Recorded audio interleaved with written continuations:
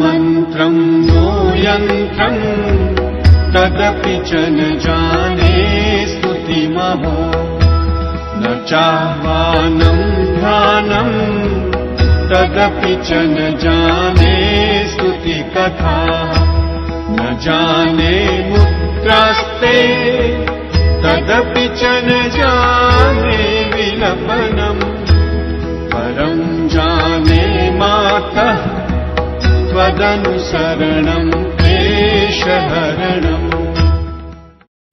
वक्रतुण्डं महाकाय सूर्यकोटिसमप्रभा निर्विघ्नं कुरु मे देव सर्वकार्येषु सर्वदा। जयन्ती मंगला काली भद्रकाली कपालिनी दुर्गा क्षमा शिवा धात्री स्वाहा स्वधा नमोस्तुते। सर्वमंगलमांगल्ये शिवे सर्वार्थसाधिके शरण्ये त्र्यंबके गौरी नारायणी नमोस्तुते। गुरुर्ब्रह्मा गुरुर्विष्णु गुरुर्देवा महेश्वरा गुरुर्साक्षात् परब्रह्म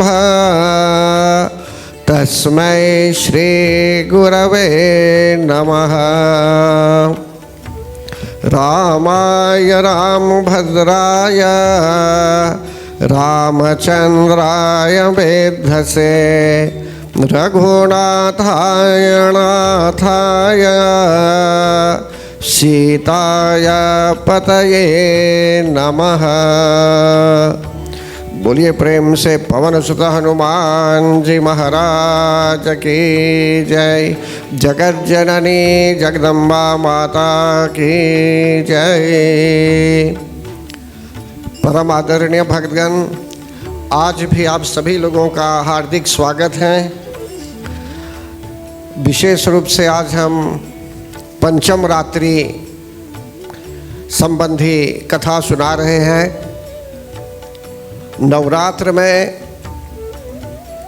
प्रत्येक दिन एक देवी के रूप में पराशक्ति प्रकट होती है और एक रूप में हम उनको पूजते हैं।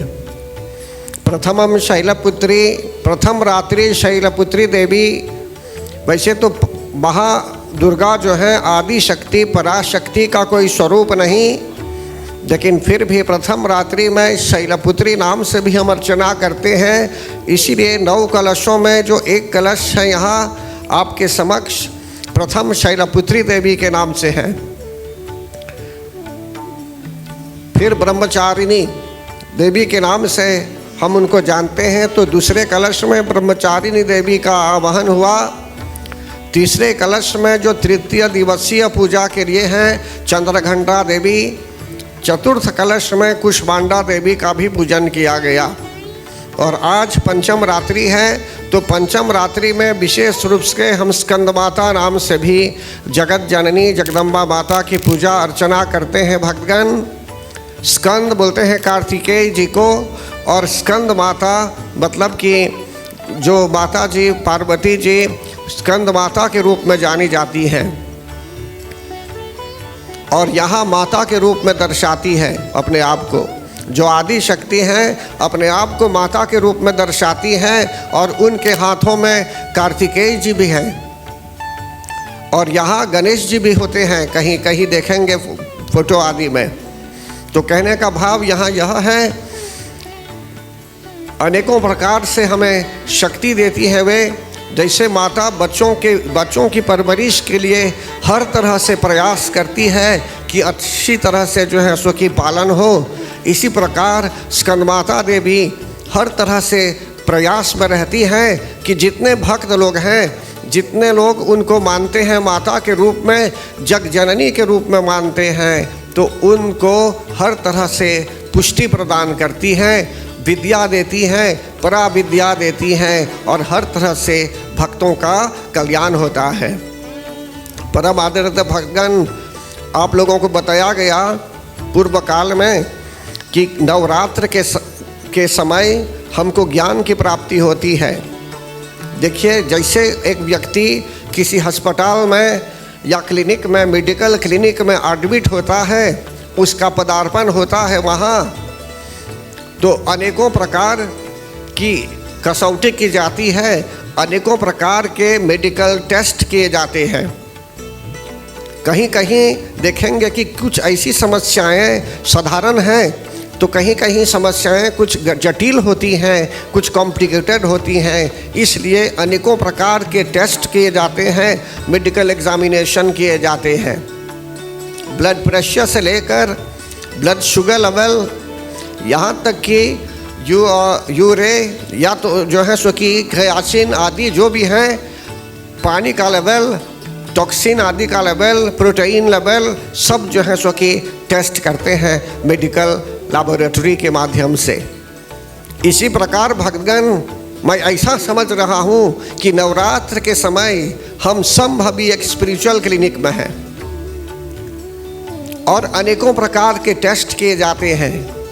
अनेकों प्रकार, जैसे मेडिकल क्लिनिक में MRI सब कुछ है, इसी प्रकार भक्तगण यहाँ नवरात्र के समय भक्तों के लिए एक स्पिरिचुअल क्लिनिक में एडमिशन होता है।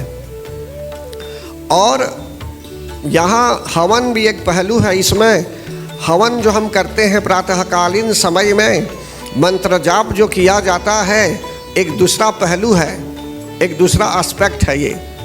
इसी प्रकार कथा के रूप में, प्रवचन के रूप में जो ज्ञान दिए जाते हैं, ये भी एक इम्पोर्टेंट एलिमेंट है। कारण कि जब कभी टेस्ट हो जाता है क्लिनिक आदि में, तो डॉक्टर रिपोर्ट पढ़ते हैं और बोलते हैं कि आपको अब क्या करना है, क्या नहीं करना है। इसी तरह प्रवचन के रूप में जब कुछ शिक्षित किया जाता है, कुछ बताया जाता है, तो भक्तों में श्रद्धा की वृद्धि होने लगती है, विश्वास होने लगता है परमात्मा पर, और श्रद्धा भी होने लगती है। अगर अज्ञानता के कारण, इग्नोरेंस के कारण कुछ अपराध भी कर लेते होंगे या किए होंगे पूर्व काल में, तो अब संभल जाते हैं। खान पान के क्षेत्र को लेकर के भी, पान के क्षेत्र में भी हर तरफ से जो है सो कि भक्त लोग नियमित हो जाते हैं नवरात्र में, और जितने लोग हैं शाकाहारी हो जाते हैं। इसी प्रकार भक्तगण, अस्पताल में भी भोजन पर भी संयम दिलाया जाता है, भोजन पर भी संयम, कंट्रोल लाया जाता है। और इस नवरात्र में भक्तों के सेंसर्स पर भी कंट्रोल हो जाता है। तो प्रथमम शैलपुत्री देवी, हमारे शरीर में जो 7 मुख्य चक्रास हैं भक्तगण, तो शैलपुत्री देवी जो रूट चक्र है, उस रूट चक्र की अधिष्ठात्री देवी भी हैं। और वहाँ गणेश जी का भी विशेष स्थान होता है, मतलब कि रक्षा के लिए। और इस प्रकार से जो है सो कि प्रथमम शैलपुत्री, पहली रात्रि को यदि हम अच्छी तरह से संपन्न कर लेंगे, श्रद्धा भक्ति प्रेम पूर्वक लगन के साथ यदि हम उपासना करेंगे। देखिए, ये जो है, जो मैं बता रहा हूँ अभी, जब तक कोई बीमार नहीं होता है, जब तक कोई बीमार नहीं होता है, या सोच सकता होगा कि ये क्यों ऐसा आदमी बीमार हो गया, क्या हुआ है उसको। लेकिन जब मनुष्य स्वयं बीमार हो जाता है, तब उसको पता चलता है कि अनेकों प्रकार के टेस्ट भी जरूरी होते हैं जीवन में। इसलिए भक्तगण, जो व्यक्ति भक्त नहीं बना है अभी, या जो व्यक्ति अभी सेवक नहीं बना है, सेवित्य नहीं बना है अभी सिर्फ आना जाना है मंदिर में, पूजा आदि में, अब धीरे धीरे वो सोच रहा है कि वो भी यज्ञ में आएगा, वो भी पूजा करेगा, एक साथ मंत्र जाप सीखेगा, तब जाकर धीरे धीरे वो एडमिट हो जाएगा स्पिरिचुअल क्लिनिक में। कहने का भाव यहाँ है कि धीरे धीरे भक्तों में ये शैलपुत्री देवी के आशीर्वाद से मनुष्य में श्रद्धा की जागृति होने लगती है।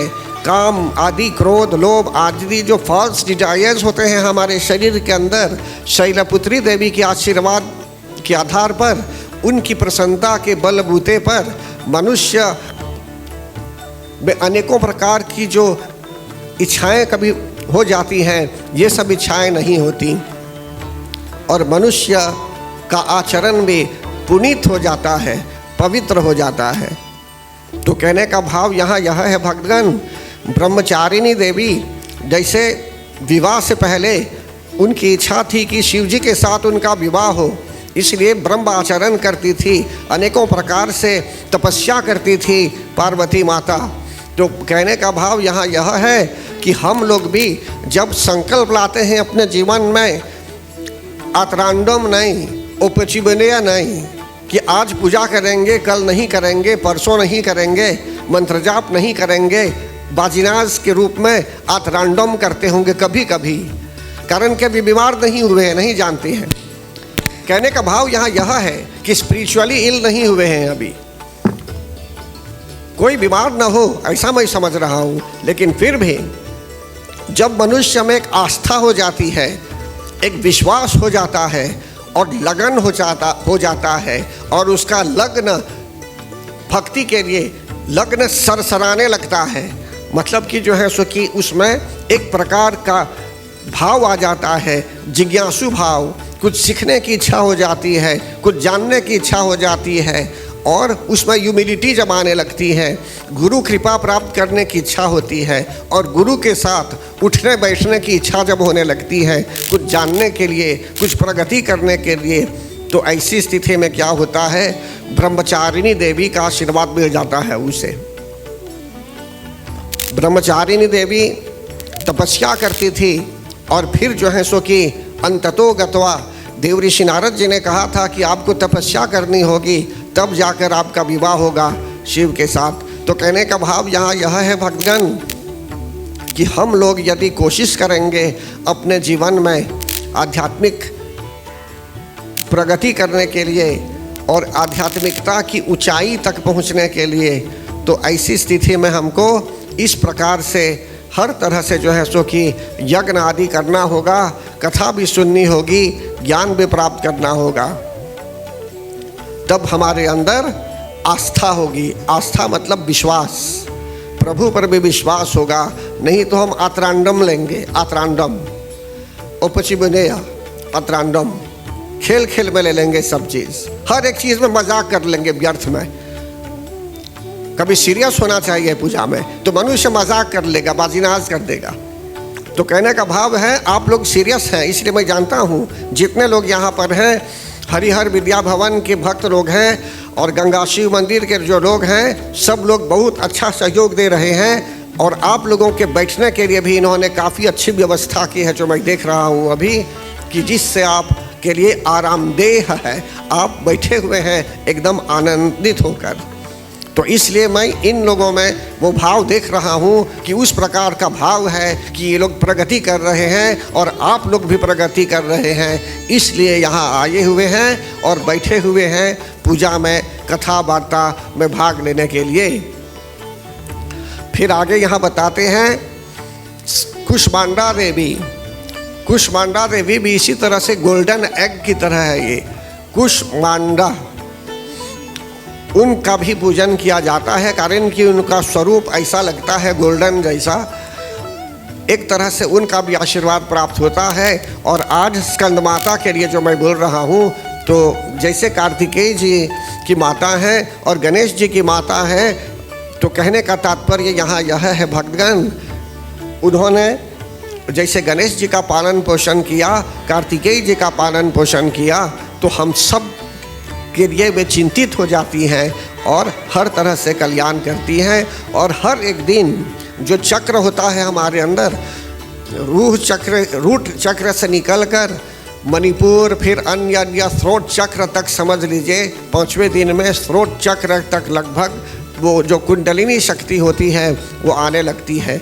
और नौ दुर्गा देवी जो हैं, ये शक्ति के भी प्रतीक हैं, कि मतलब कि प्रतीकात्मक रूप में देखेंगे तो कुंडलिनी शक्ति जो होती है, चक्र धीरे धीरे ऊपर की ओर आने लगती हैं। जैसे जैसे ऊपर की ओर आने लगती है तो मनुष्य के जीवन में थोड़ा थोड़ा प्रकाश होने लगता है, हम अंधकार से दूर होने लगते हैं, अंधकार से दूर होने लगते हैं। तो परम आदरणीय भक्तगण, एक छोटा सा मैं समरी करूँगा, सारांश करूँगा जो हो गया आज से पहले। प्रथम बात तो यहाँ यह है कि आप लोगों को बताया गया 7 श्लोकों के विषय में। सप्तश्लोकी दुर्गा जिसे कहते हैं, इन 7 मंत्रों को सीख लेना चाहिए। ज्ञानी नाम अपि चेतांसी देवी भगवती हिसा बलादा कृष्ण मोहाय महामाया प्रयच्छति से लेकर सर्वबाधा प्रशमनम त्रैलोक्य सर्वबाधा प्रशमनम त्रैलोक्यस्य अखिलेश्वरी एवमेव त्वया कार्यस्मद् वैरि विनाशनम तक। ये जो 7 श्लोक हैं, इन श्लोकों की महिमा गाई गई, सुनाई गई, तो हमको इस पर ध्यान देना चाहिए। दूसरी बात ये है, अब यूनिवर्सिटी की तरह आप लोगों को ये ज्ञान दे रहा हूँ मैं, आपको नोट करना होगा तो नोट भी कर सकते हैं। फिर सगन क्या है इसमें? सगन है, मैंने बताया कि दुर्गा माता के 108 जो नाम है, बहुत संस्कृत शब्दों वाले श्लोकों को नहीं भी पढ़ते होंगे तो कम से कम उनके जो 108 नाम हैं, शिव जी हमें बताते हैं, वे प्रतिपादित करते हैं कि जो उनके 108 नाम हैं बहुत आवश्यक हैं। हम सब के यहाँ वो कॉपी होनी चाहिए। कोई नहीं कह सकता है कि हमारे धर्म में कुछ नहीं बताया गया है या कुछ नहीं बताया गया पहले, ऐसा कुछ नहीं है। सब लोग जानते हैं, सुनते हैं, हर साल सुनते हैं, लेकिन आपको अब कोशिश करनी होगी। लेक्चरर्स लोग बता देते हैं, लेकिन छात्र आप हैं, आपको परीक्षा में जाना होगा, इसलिए आपको मेमोराइज भी करना होगा, सीखना होगा, या तो नोट्स रखना होगा सामने, तब प्रयास करना होगा, रोज कोशिश करनी होगी उच्चारण करने के लिए धीरे धीरे, तब जाकर और प्रगति करने लगेंगे। तो परम आदरणीय भक्तगण, फिर इसके बाद ये जो 108 नाम है, अष्टोत्तर शतनाम स्तोत्रम है ये। फिर बताया गया देवी कवच।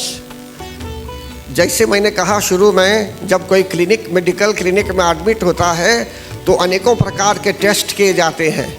अगर आपने 1 सप्ताह पहले या 2 सप्ताह पहले टेस्ट करवाया था कहीं, उस रिपोर्ट को भी देखते हैं, लेकिन वो आउटडेटेड हो जाता है, फिर से टेस्ट करना पड़ता है। तो अभी हम लोगों को रोज़ कवच का पाठ करना चाहिए। इसीलिए मैं अभी कवच के विषय में फिर से मैंने समझाया था आपको, और आज मैं संक्षिप्त रूप में बोल रहा हूँ कि कवच के पाठ मात्र से, कवच के धारण करने से ऐसे लिख के धारण नहीं करना चाहिए, उसको हमारे अंतर, जैसे एक उदाहरण बोलता हूँ आपको, समझने की बात है ये। मान न जाए अनेकों प्रकार की दवाएं हैं, कुछ ऐसी दवा है जो शरीर के अंदर डालते हैं, जो इंट्रावेनियस रूप में डालते हैं वेन में, वो कभी काफ़ी महंगी दवा भी है, कभी एक शीशी जो है अबाउट 250 रुपीज़, इससे ज़्यादा भी हो सकते हैं उसके प्राइस, लेकिन वो अंदर जाता है। अगर मैं दवा खरीद के, जितने प्रकार के महंगे हैं सब खरीद के अगर रख दूंगा मेरे यहाँ, एक फार्मेसी बना दूंगा, और एक भी दवा सेवम भी शरीर के अंदर नहीं जाएगा, तो काम करेगा? बिल्कुल काम नहीं करेगा। उसको अंदर ही जाना चाहिए, वेन के माध्यम से अंदर अंदर जब जाएगा वो, तब जाकर उसका प्रभाव पड़ता है। इसी प्रकार भक्तगण, कवच को जब तक अंदर नहीं डालेंगे शरीर में, अगर एक इंजेक्शन होता कि कवच भर के ऐसे फूंक के मैं डाल देता तो कितने लोगों को कवच हो जाता, लेकिन ये ऐसा नहीं है, ये ऐसा नहीं है। मनुष्य को मंत्र उच्चारण करना है, कवच सीखना चाहिए, तब धीरे धीरे वह बैठ जाता है आपके हृदय में, आपके शरीर में, आपके हृदय में वह कवच बैठ जाता है। मतलब कि जितनी शक्तियां हैं शरीर के अंदर, बोलने के लिए शक्ति, सुनने के लिए श्रवण शक्ति, चलने के लिए शक्ति जो पैरों में चाहिए, भोजन को पचाने के लिए, जिंदा रहने के लिए प्राण शक्ति, जो भी शक्ति चाहिए हमारे अंदर भक्तगण, सब शक्तियां जो हैं संचारित होने लगती हैं और सुचारू रूप में चलती है, संचारित हो जाती है, एक्टिव हो जाती है। तो इसीलिए शुरू में ही बता दिया गया कि हमें कवच धारण करना चाहिए। यह भी मैंने बता दिया आज से पहले, इसको भी मैंने बताया। फिर इसके बाद अर्गला स्तोत्रम पर बताया गया।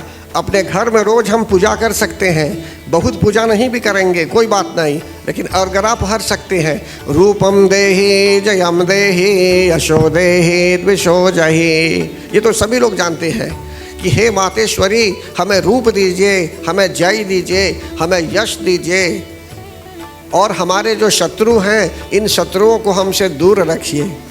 ये तो बहुत इजी है।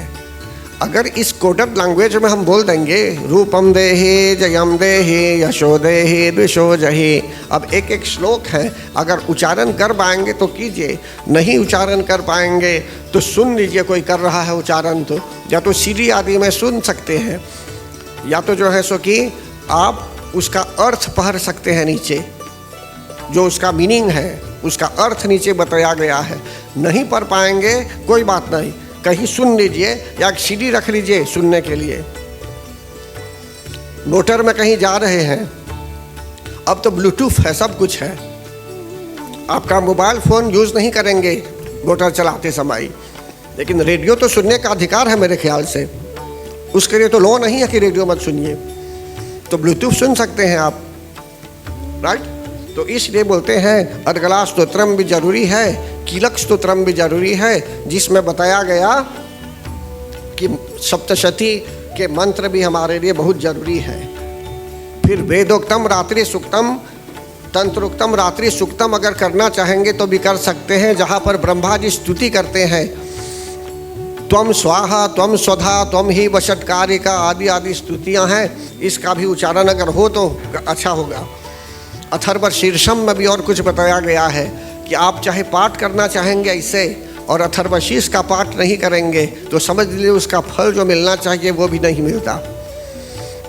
इसलिए कुछ ऐसे प्रोग्राम है, कुछ ऐसे आयोजन होते हैं कि किसी विद्वान पुरोहित को बुलाकर वो अपने घर में आप करा सकते हैं, लेकिन डेली एक्टिविटीज़ के लिए जो आप कर सकते हैं वो करना ही चाहिए। सब पुरोहित पर ढील नहीं देना चाहिए। कुछ लोग आप कर सकते हैं, कुछ सही बोलता हूँ या गलत?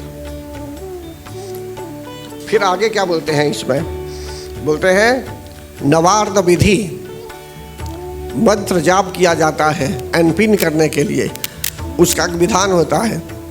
फिर इसके बाद बोलते हैं प्रथम अध्याय में वेदा ऋषि के विषय में बताया गया, राजा सूरत के विषय में बताया गया, समाधि जी के विषय में बताया गया कि इन लोगों को, समाधि जी को, राजा दशरथ को कष्ट हुआ, फिर वे आश्रम में गए, मेधा ऋषि से मिलन हुआ, मेधा ऋषि ज्ञान देते हैं, मधु कैटभ के विषय में बताते हैं कि मधु और कैटभ को वरदान प्राप्त था कि ये लोग कभी नहीं मरेंगे, लेकिन मरेंगे उनकी इच्छा अनुसार, जैसा वे चाहेंगे मरने के लिए वैसे ही मरेंगे। तो अतः कर रहे थे। फिर भ्रांति रूपे न संस्थिता, जगत जननी जगदम्बा माता ने समय आने पर उनके दिमाग में, उनके मस्तिष्क में ऐसी बात जमा दी कि जो है सो कि भगवान को कहने लगे ये दोनों कि हम आपको वरदान देंगे, आप मांगिए क्या वरदान मांगना चाहते हैं। तब भगवान विष्णु ने कहा कि आप दोनों की मृत्यु मेरे हाथों हो, तो इन्होंने कहा तथास्तु। उनमें अहंकार बढ़ गया था भक्तगण, और मधु कैटभ का अंत कर दिया गया, भगवान ने इन दोनों का अंत किया। तो हर एक व्यक्ति के अंदर मधु और कैटभ घूमता होगा, कपार पर बैठ गया होगा, घूमता होगा। अगर हम देखते हैं कि हम बहुत अहंकारी हो गए, अहंकार है हमारे अंदर, हम बहुत जान गए, तो मधु आपके कपार पर है अभी और कैटभ कपार पर है। तो जब दुर्गा माता का आवाहन करेंगे तो दुर्गा माता क्या करती है, अगर आप में श्रद्धा आ जाएगी, भक्ति और प्रेम की जागृति होगी, तो जगत जननी जगदम्बा माता चेक करेगी। अगर मधु और कैटभ हैं अभी भी कपार में कहीं, मतलब ईगो है आपके कपार पर, अहंकार है आपके अंदर। मधु कैटभ में तो अहंकार हो गया था, तब ना उन्होंने कहा भगवान को कि हम आपसे प्रसन्न हैं, हम आपको वरदान देंगे। तो इसलिए बताया जाता है यहाँ मनुष्य में सिंप्लिसिटी चाहिए। आप चाहे कितने बड़े ज्ञानी क्यों ना हैं अपने क्षेत्र में, संस्कृत में, हिंदी में या किसी भी क्षेत्र में, लेकिन कभी दिखलावे मत कीजिए, साधारण रूप में रहिए। समझते हैं ना? जब बोलेंगे सोचेंगे बहुत जान गए हैं आप, उससे ज़्यादा जानते हैं, या आप सोचेंगे आप उससे ज़्यादा जानते हैं, तो यहाँ दुर्गा माता को अच्छा नहीं लगेगा। दुर्गा माता सोचेगी कि आपके अंदर मधु चला आया और कैटब भी, तो मधु कैटब का अंत करेगी पहले में। तो फिर आगे यहाँ बताते हैं, too much and too little. कभी कभी मनुष्य के जीवन में भगवान ने आशीर्वाद के रूप में कुछ दे दिया आपको। कभी कभी भगवान ऐसी कृपा करते हैं कि जो आपके जीवन में कुछ नहीं है, भगवान ने आपको दे दिया, आशीर्वाद है उनका कि आपको कुछ मिल गया। लेकिन आप बोलेंगे नहीं, मुझे ये नहीं चाहिए, ये मैं बेच दूंगा, मुझे दूसरा चाहिए। आपको तो उनका आशीर्वाद मिला था शुरू में, अब जो मिला आपको आप अंडरवैल्यू करेंगे उसे। इसलिए भगवान कभी कभी मनुष्य विचार नहीं करता। Too much and too little, कुछ है आपके यहाँ, उससे काम चला सकते हैं, या तो आप ज़्यादा खरीदने लगेंगे, तब बोलेंगे व्यर्थ मैंने खरीदा इतना, थोड़े ही से काम हो जाता। तो क्या है कि मनुष्य कभी उसके लिमिट से बाहर चला जाता है।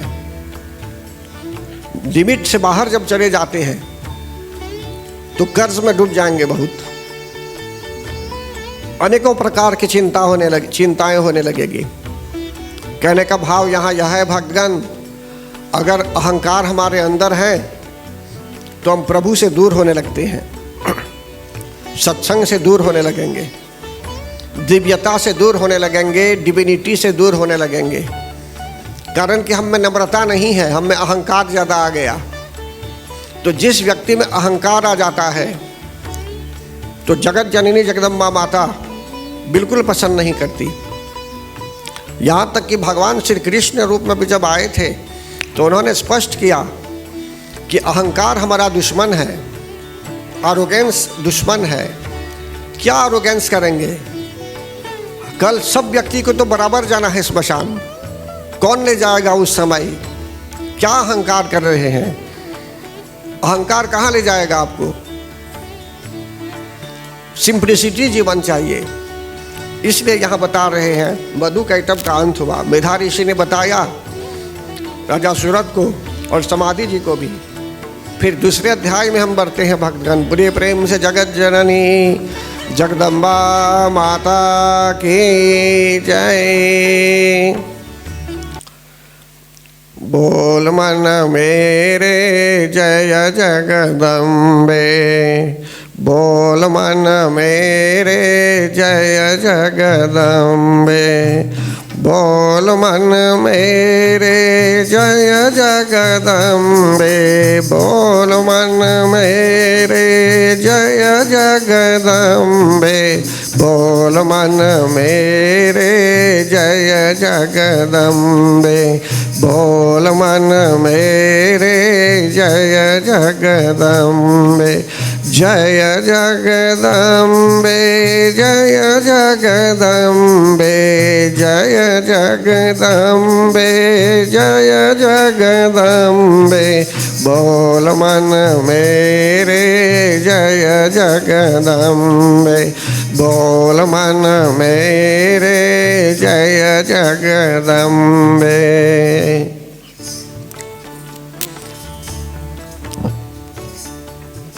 पुराने मोटर को पहले लोग ढकेलते थे ताकि वो स्टार्ट हो।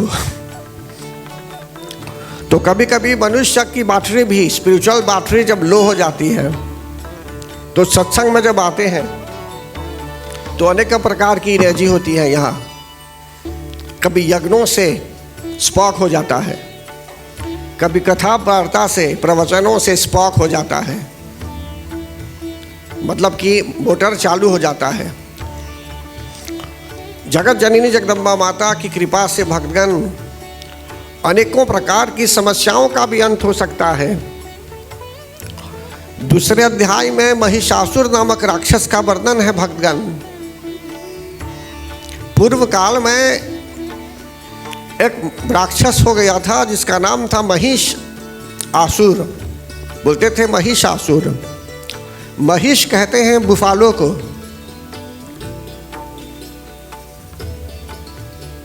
तो एक असुर था जिसका स्वरूप समझ लीजिए ऐसा ही था, रूप बदलता था अपना, बहुत अत्याचार करता था वह राक्षस। उसने देवताओं को भी हरा दिया युद्ध आदि में।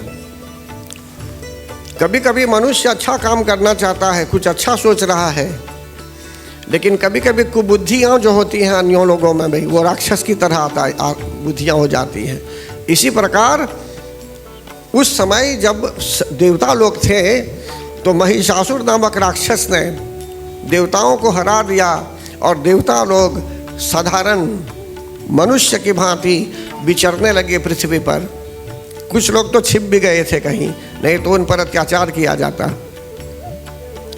तो परम आदरणीय भक्तगण, बाद में सभी देवता लोग, पृथ्वी देवी गौ का रूप धारण करती है, पहले जाती हैं शिवजी के यहाँ जो देवों में महादेव माने जाते हैं। फिर सभी लोग भगवान विष्णु के यहाँ जाते हैं और विचार लिया जाता है, विचार विमर्श किया जाता है, एक्सचेंज ऑफ आइडियाज़ भी किए जाते हैं। फिर उस समय विचार किया गया कि यह परब्रह्म का चिंतन करना है उन्हें, कि जिससे उनका कल्याण हो।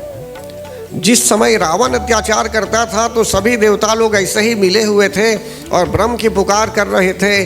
तब ब्रह्मा जी ने बताया था कि परब्रह्म का चिंतन करना है,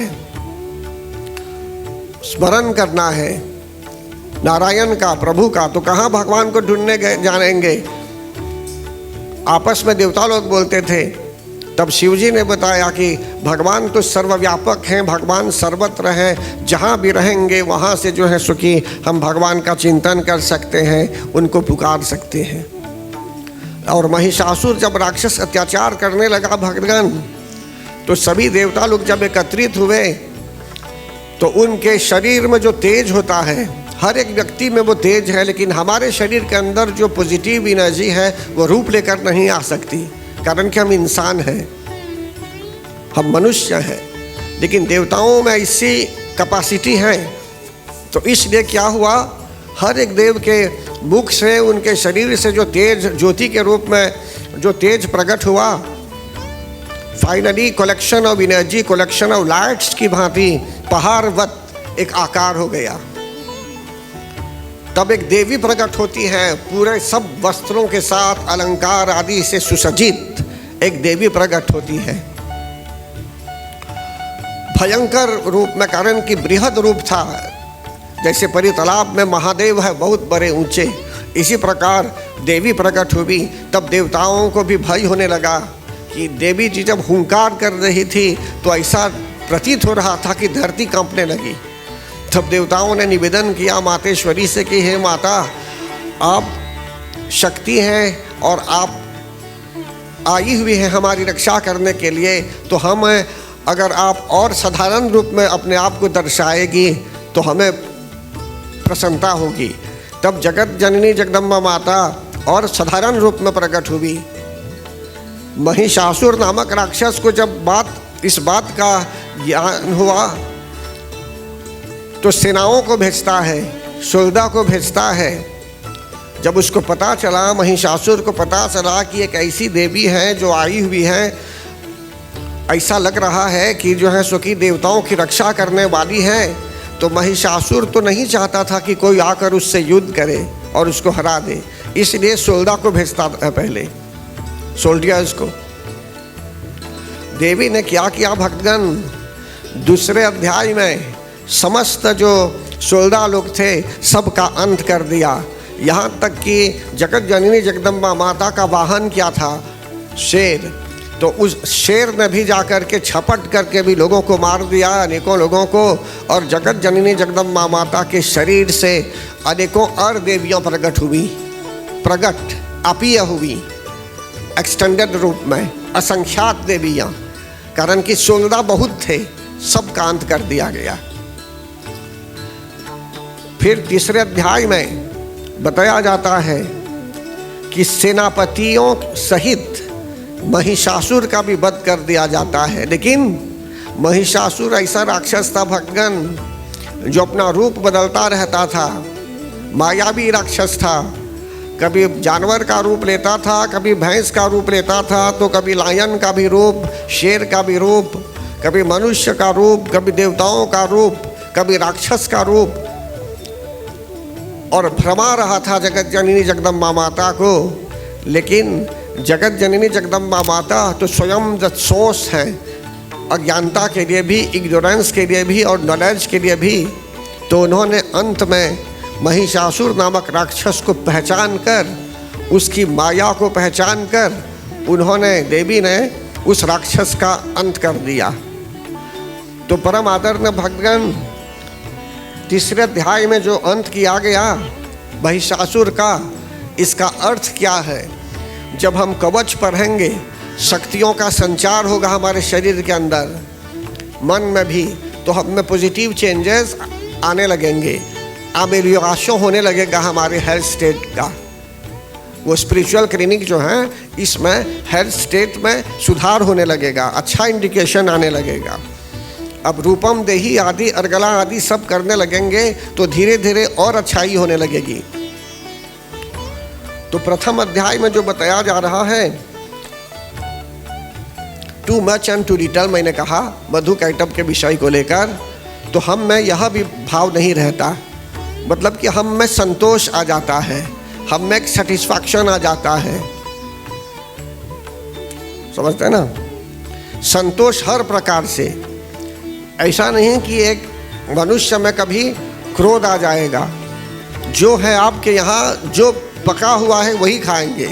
ऐसा नहीं कि ये है तो बोलेंगे नहीं हमें ये चाहिए, हमें वो चाहिए, मतलब कि जो है उसमें संतोष, जो आपके यहाँ है संतोष। तो कहने का भाव यहाँ है भक्तगण, मनुष्य में जब तक संतोष नहीं होता तो मनुष्य का मन चंचल होता है, और मन की चंचलता के कारण मनुष्य अनेकों प्रकार से भटकता रहता है। अगर जेब में पैसे हैं आपके तो बोलेंगे अभी हम जाएंगे घूमने अमेरिका, फिर बोलेंगे अभी जाएंगे न्यूयॉर्क, फिर जाएंगे उधर इधर कनाडा, सब जाएंगे घूमने। क्यों? बहुत पैसे हैं अभी। तो भक्ति कब करेंगे? घूमते रहेंगे तो भक्ति कब करेंगे? तो परम आदरणीय भक्तगण, यहाँ बताया जा रहा है कि मधु और कैटब नामक राक्षस too much and too little का प्रतीक है। Too much and too little जो है हमारे यहाँ, उसमें संतोष चाहिए, सेटिस्फैक्शन। और 9 फॉर्म्स ऑफ डिवोशन में, नवधा भक्ति में संतोष एक भक्ति भी है और सरलता भी है एक भक्ति। Simplicity is the best policy, जैसे बोलते हैं। तो इसी तरह यहाँ तीसरे अध्याय में जो महिषासुर का अंत किया गया, तो महिषासुर किस चीज का प्रतीक है? द ग्रेट एगो। महिषासुर मतलब द ग्रेट एगो का प्रतीक। तो जगत जननी जगदम्बा माता ने दूसरे अध्याय में उसे नहीं मारा, तीसरे अध्याय में उसे मारा। क्यों? कारण कि दूसरे अध्याय में जगत जननी जगदम्बा माता ने महिषासुर की सेनाओं का वध किया, उनके सोल्डा का वध किया। पहले महिषासुर अपने आप को बहुत बड़ा घमंडी सोच रहा था, अहंकार था उसमें, अपने आप को बलवान मानता था।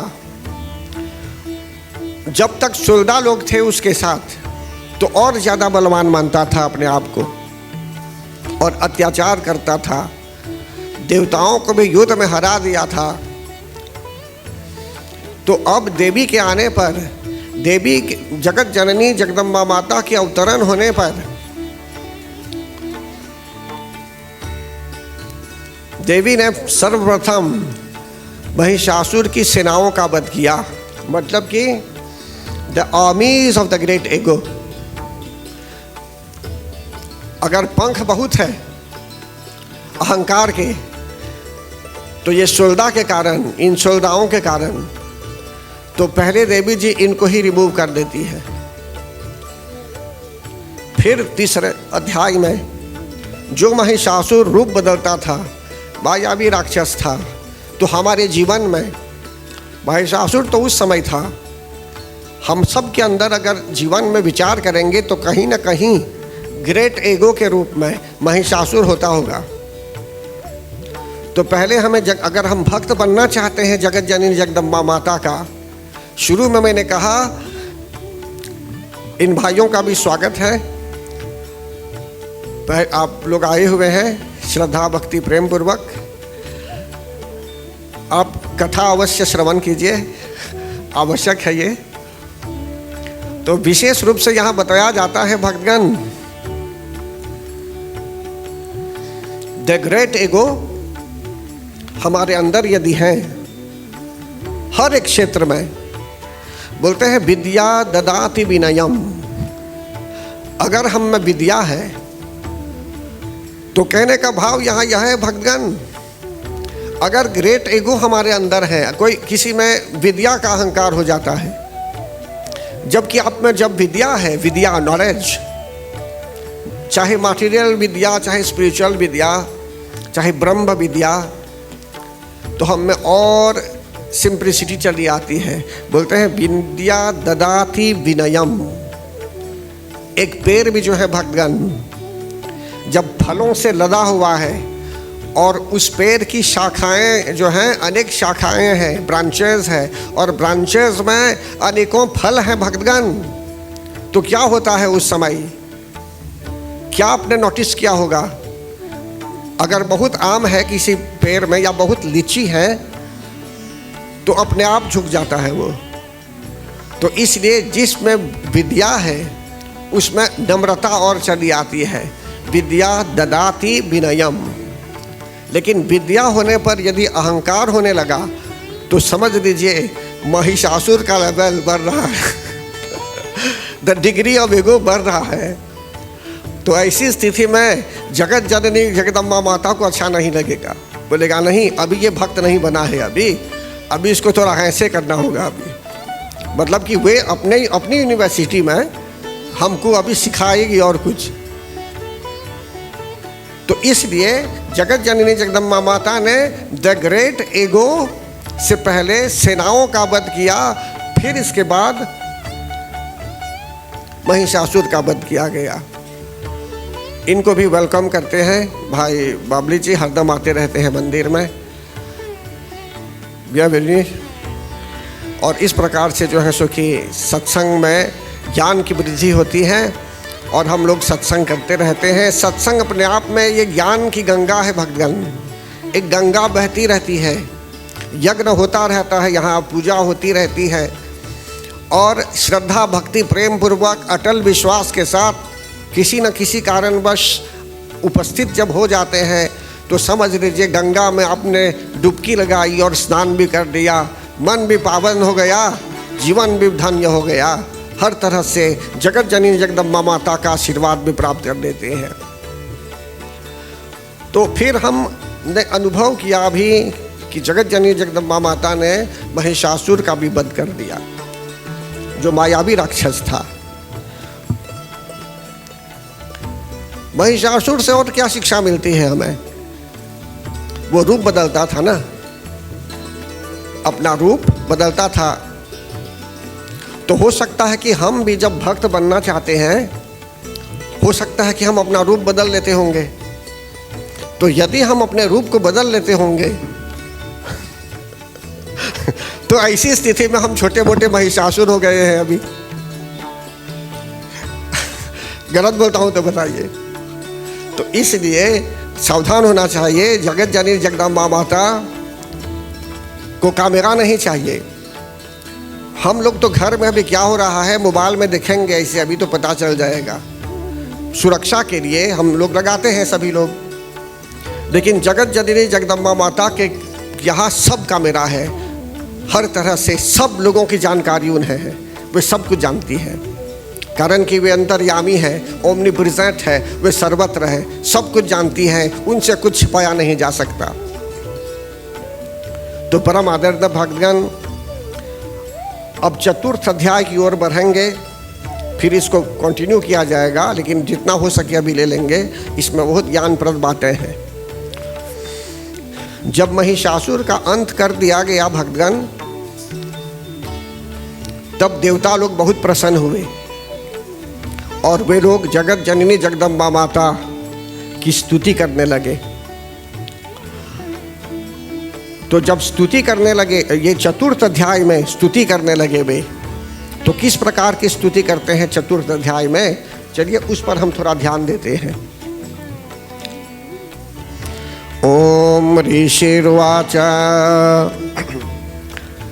शक्रादयः सुरगणा निहते अतिवीर्ये तस्मिन् दुरात्मनि सुरारिबले च देव्या तां तुष्टवोः प्रणतिनं रशिरोधरांसा वाग्भिः प्रहर्षपुलगोदगमचारुदेहा। जब देवता लोग प्रसन्न हुए भगवान, कारण कि जगत जननी जगदम्बा माता ने उनका संकट हर लिया, उनको राक्षसों से बचा लिया, तो यहाँ मार्कंडेय ऋषि बोलते हैं कि इंद्र आदि देवता लोग क्या करते हैं उस समय। वे लोग देवी माँ को प्रणाम करते हैं, और प्रणाम कैसे करते हैं वे लोग, अपने गर्दन को झुकाकर। मैं नहीं बोलता हूँ, मार्कंडेय ऋषि बोलते हैं। ताम तुष्टवोः प्रणतिनं रशिरोधरांसा, शीर ओ धरांसा, कपार को ऐसे झुकाकर, गर्दन को नवाकर जगत जननी जगदम्बा माता को प्रणाम करते हैं और स्तवन करते हैं, स्तुति करते हैं। उस समय देवता लोग बहुत प्रसन्न थे। स्तुति करते समय हमें प्रसन्नता होनी चाहिए भगवान। जगत जननी जगदम्बा माता आनंद देने वाली है, ये परमानंदा स्वरूपिणी है। ये इनके धाम में जब हम आते हैं तो हमको प्रसन्न होना चाहिए, खुश होना चाहिए कि हम माता के धाम में आए हुए हैं, उनके दरबार में, उनके आश्रम में आए हुए हैं, उनके मंदिर में आए हुए हैं। तो यहाँ क्या होता है, यदि कोई आपको बोलेगा कि ये देवी है, कहीं कहीं हो सकता है, कहीं कहीं लोग नहीं मानते हैं जगत जननी जगदम्बा माता को, वे सिर्फ शिव को मानते हैं।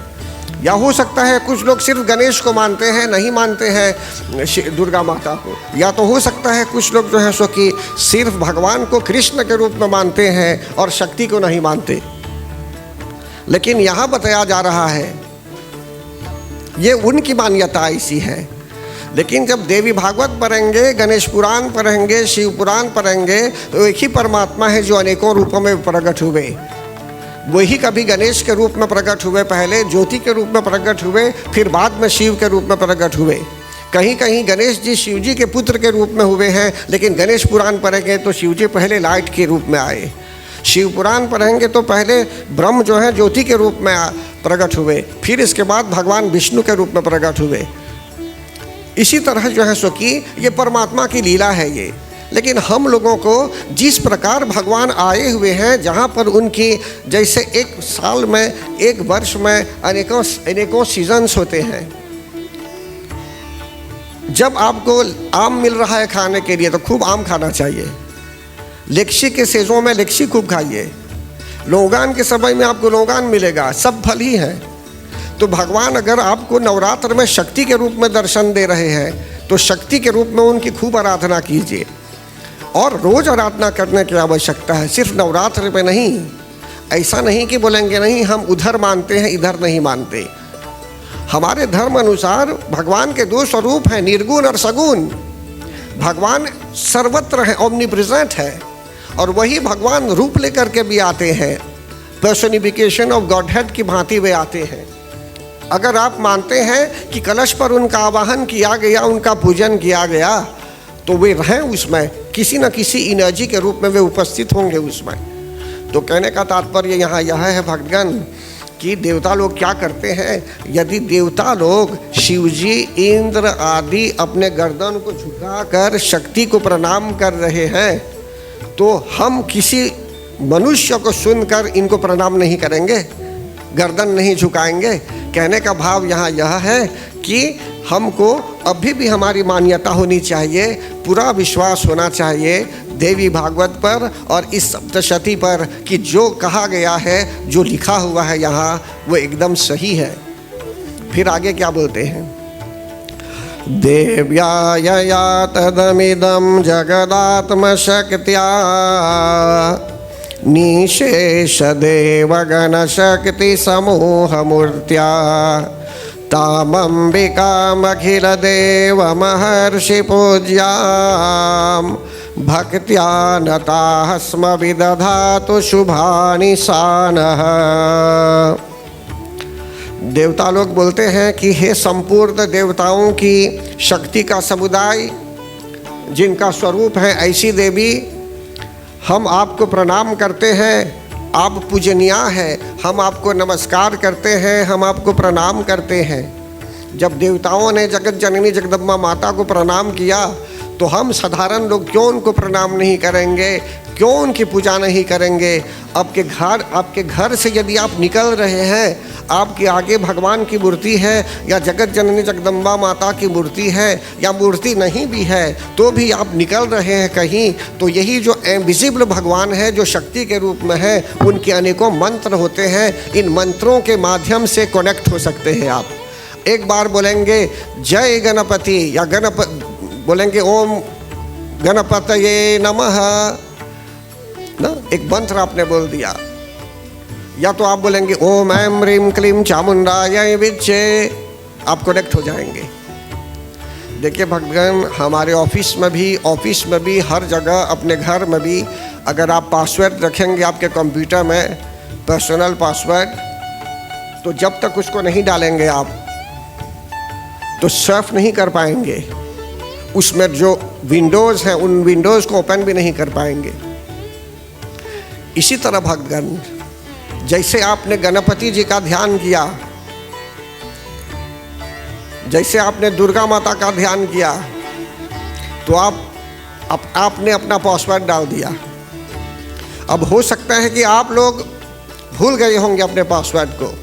कभी कभी बहुत दिनों तक आप नहीं गए अपने विंडोज़ में, ओपन नहीं किया, और आपने एक सीक्रेट कोड बना लिया था, आपने नोट नहीं किया, तो भूल भी सकते हैं। तो घबराना नहीं चाहिए, आप फॉरगेट पासवर्ड डाल दीजिए, फिर से जो है सो कि दूसरा पासवर्ड बना लीजिए।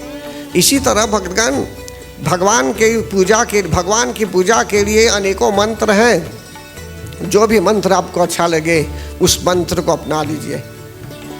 चाहे ओम ऐं ह्रीं क्लीं चामुंडाय विद्ये, ओम ऐं ह्रीं क्लीं चामुंडाय विद्ये, बोलिए एक साथ, ओम ऐं ह्रीं क्लीं चामुंडाय विद्ये, ओम ग्लौं हूं क्लीं जुं सः ज्वालय ज्वालय ज्वल ज्वल प्रज्वल प्रज्वल ऐं ह्रीं क्लीं चामुंडाय विद्ये, ज्वलहं सं लं क्षं फट् स्वाहा।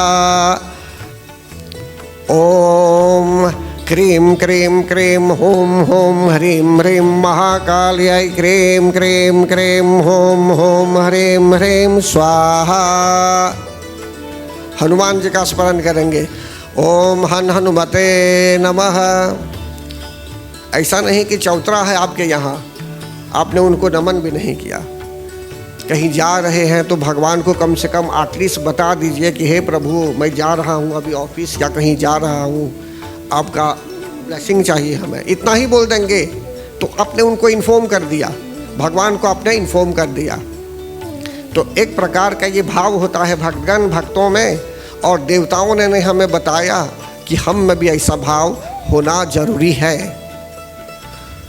ओम दक्षिण मुखाय पंचमुख हनुमते कराल बदनाय नरसिंहाय ओम ह्रां ह्रीं रोम राम रोम राम सकल भूत प्रेत दमनाय स्वाहा। ओम हनुमते रुद्रात्मकाय हुम फट। तो कहने का भाव है कि ये सब क्या है, ये पर्सनल पासवर्ड जो आपको अच्छा लगे, आपका मन भाता है, उसको अपना पर्सनल कोड बना लीजिए। जैसे उच्चारण करेंगे आप कनेक्टेड हो जाएंगे। जैसे आपने अपने मोबाइल डेटा को बंद कर दिया है, मोबाइल में इंटरनेट में जा रहे हैं, नहीं आ रहा है, क्यों? कारण कि आपने मोबाइल डेटा को ऑफ कर दिया था। आप घर में थे तो घर में इंटरनेट मिल रहा था, आपने ऑफ कर दिया। इसी प्रकार भक्तगण, जब तक हम अपने आप को अनलॉक नहीं करेंगे, मतलब कि जब तक उस कोड को नहीं डालेंगे, उसमें मंत्रों का जप नहीं करेंगे, तो समझ लीजिए कनेक्शन का स्ट्रेंथ बहुत कम हो जाता है, वीक कनेक्शन। आपने अपने मोबाइल को चार्ज कर दिया 100%, आपका वाईफाई सब ठीक है, उसमें मोबाइल डेटा सब ठीक है, लेकिन आप एक लिफ्ट में चले जाते हैं, आसंसोया में लिफ्ट में, तो कहीं कहीं क्या होता है, उस लिफ्ट में आपको एक्सेस नहीं मिलेगा इंटरनेट का। तो कभी कभी हम जीवन में कहीं चले जाते हैं या ऐसे सिचुएशन में हम आ गए, अंडर द गिवन सर्कमस्टेंसेस, जो भी सर्कमस्टेंसेस है वहाँ, जो भी परिस्थिति है, अनेक परिस्थितियों के वशीभूत होकर कभी कभी मनुष्य अपने स्ट्रेंथ को भी खो देता है। तो अपने स्पिरिचुअल स्ट्रेंथ को फिर बरकरार रखना है। हम किसी भी क्षेत्र में हैं भक्तगण, कहीं भी काम कर रहे होंगे, कहीं भी, चाहे स्टूडेंट है, चाहे कहीं भी हैं हम, किसी भी ऑफिस में, कहीं भी, तो हमको चाहिए दिव्य कृपा, हमको डिविनिटी चाहिए हमारे जीवन में, और तब जाकर काम में भी अनेकों प्रकार से आपके अच्छे रिजल्ट्स भी आएंगे और आप जनता के कल्याण करेंगे, हर एक व्यक्ति का कल्याण करेंगे, और आपके घर में भी शांति होगी, मन में भी शांति होगी, समाज में भी शांति होगी, देश में भी शांति होगी, सोशल इंक्लूजन भी होगा, सब तरह से जो है सो कि कल्याण ही कल्याण होगा। जहाँ आप में कंपैशन चला आएगा, दया भाव भी आ जाएगा। बोलते हैं या देवी सर्वभूतेषु दया रूपेण संस्थिता, नमस्तस्यै नमस्तस्यै नमस्तस्यै नमो नमः। दया का अर्थ है कंपैशन, हम में कंपैशन भी होने लगेंगे, दया भाव होने लगेगा। ऐसा नहीं कि हृदय आपका मेल्ट नहीं होगा, कभी एक ऐसी स्थिति में देख लेंगे। कहने का भाव यह है कि हर तरह से ये डिवाइन क्वालिटी है, ये दया के रूप में भी शक्ति है। बोलते हैं या देवी सर्वभूतेषु शांति रूपेण संस्थिता, नमस्तस्यै नमस्तस्यै नमस्तस्यै नमो नमः। तो हमारे मन में भी शांति चाहिए भक्तगण, हर तरह से कपार में भी शांति चाहिए, मन में शांति चाहिए, तो घर में भी शांति चाहिए, देश में भी शांति चाहिए, पूरी दुनिया में शांति चाहिए। अभी जितने युद्ध हो रहे हैं, इन सब को अगर देवी चाहेगी, जगत जननी जगदम्बा माता की कृपा अनुसार, तो सॉल्यूशन भी आ सकता है कि जिससे संधि हो जाए, कल्याण हो। समझते हैं ना? तो इसलिए जब हम प्रार्थना भी करते हैं तो बोलते हैं ओम द्यौ शांतिरंतरिक्षगम। शांति पाठ तो सब लोग बोलते हैं या नहीं बोलते हैं? आप जानते हैं क्या बोल रहे हैं शांति पाठ में? बहुत पहले जब मैं साईं बाबा सेंटर में लेक्चर दे रहा था वहाँ, तो उस समय एक महात्मा ने, मैंने शांति पाठ का उच्चारण किया तो उन्होंने कहा फिनिश्ड हो गया सब, अब तो फिर क्यों मैं भजन कर रहा हूँ। तो मैंने पूछा उनसे कि आप जानते हैं क्या है शांति पाठ? फिर उसके बाद मैंने उस पर शांति पाठ पर कहा, शांति पाठ में क्या है देखिए भक्तगण, ओम द्यौ शांतिरंतरिक्षगम। मैंने कहा मन की शांति चाहिए ना, लेकिन यही नहीं, इससे अवयव जाना चाहिए। और ओम द्यौ शांतिरंतरिक्षगम मतलब फर्मामेंट में भी शांति चाहिए, स्पेस में भी शांति चाहिए।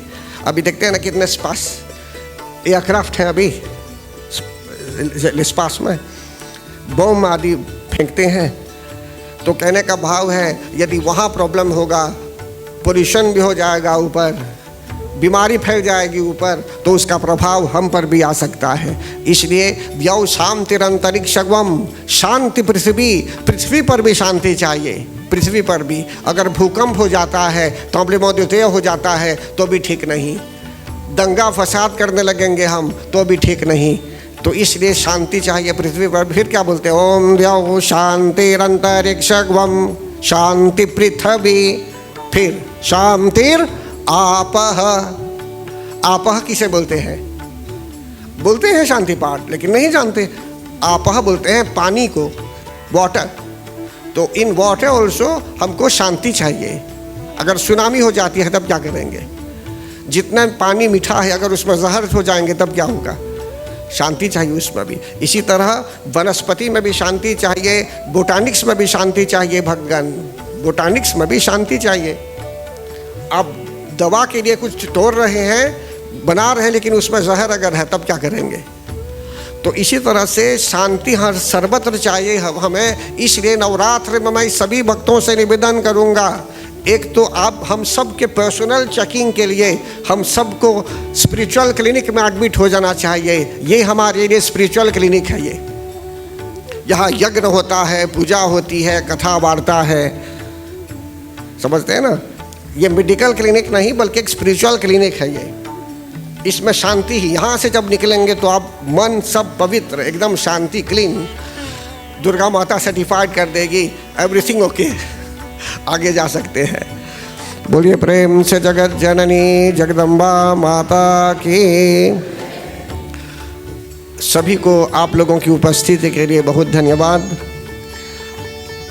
अब जैसा कि हम आज के लिए आरती संपन्न करेंगे, तो कृपया खड़े हो जाइए, हो सके तो खड़े होकर आरती करेंगे बारी बारी से।